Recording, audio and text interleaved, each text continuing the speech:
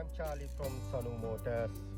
Today we have a 2019 Citroen C4. I'm going to talk about the today OBD2 connector location because this customer came to me and say, look Charlie, someone pulled this one. Now see this clip here, see it's broken.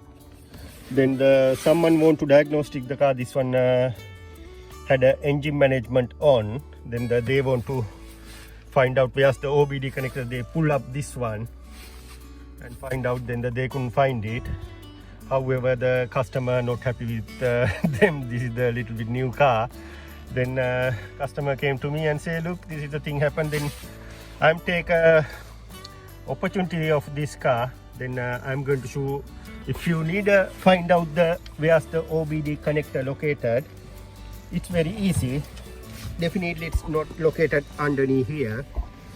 Then when this is the new shape of the new shape car, new model. Then if you need to find out the OBD connector, you need to open